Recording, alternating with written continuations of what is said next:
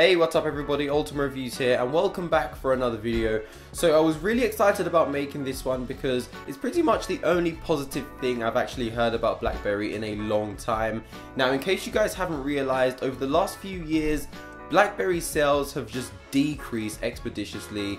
I've heard on the news a few times that there's been thousands of job losses at BlackBerry. It's just because they're not able to make enough profit, and with the new competition surrounding them, it's just become even more difficult for them. However, this November, hopefully, I do believe that the Android device that they could be releasing could completely change everything. So let's take a look. The image you guys can see on the screen right now is the Blackberry Venice. Now there is so much to take in, so I'm going to break it down, and I'm going to start off with the specs, well the rumored specs that we're expected to see on the Blackberry Venice. So it starts off with a 5.4 inch Quad HD display, which sounds really good to me. I've been looking to downsize my screen. I'm currently using 6.5 inches. And I'm definitely looking for something smaller, and again it's Quad HD. I mean, we all love better resolution and more sharp images. And next up we have pretty much the exact same processor found in the LG G4, and that is the 1.8 GHz Snapdragon 808 processor with the 64-bit chipset.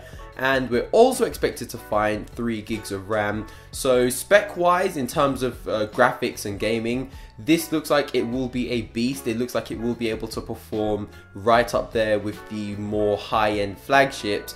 And we're also expecting to see an 18 megapixel rear facing camera and then a 5 megapixel front facing camera. And obviously there hasn't been too much information on what's going to be included in the sensor, but 18 megapixels is pretty high, so that should be able to take some pretty nice photos. And if you slide this device up, you'll also find the very classic BlackBerry keyboard. And I think it's a really nice touch BlackBerry have added. And seeing as they've sold off BlackBerry Messenger to Android and iPhone, it's pretty much not exclusive anymore. And that was one of the main reasons why someone would choose a BlackBerry over an Android or an iPhone a few years ago. So it's really nice BlackBerry have left that keyboard. And sometimes it just gets really boring typing on a touchscreen display, and sometimes it could be completely unresponsive. So it's really nice that BlackBerry have included a physical keyboard. And the most mind-boggling part of this phone is it will be running Android. This is actually BlackBerry's first ever Android OS phone. That's really interesting. They've, stuck with their OS over these last few years. And let's be honest, the BlackBerry OS is not so much appealing to everyone, and it's very, very difficult to compete with Android and iOS when, they are constantly releasing new updates, and it's just so popular. And then you've got BlackBerry OS, which only appeals to a small number of people, and there aren't as many games and apps available on their app store. So it just brings that whole fear of not being able to use your favorite apps and games. So I think it's really good that BlackBerry have come out of, the whole BlackBerry OS and introduced Android OS. And again, this will help sales. A lot of people use Android. There are millions of games and apps on their marketplace. So it just opens up the BlackBerry Venice to a whole load more opportunities. Now let's take a quick step back to the display. I mentioned it featured a 5.4 inch display. What I didn't mention was that it features 2 curved edges, similar to the one found on the Samsung Galaxy S6 Edge. Now I'm not sure if there's been any lawsuits or some form of copying. However, it looks beautiful. I have to be honest, it looks really beautiful. And I have to be honest, over the last few years, BlackBerry have created some really nice looking devices. Fair enough, it's not like all glass, it's not all touchscreen.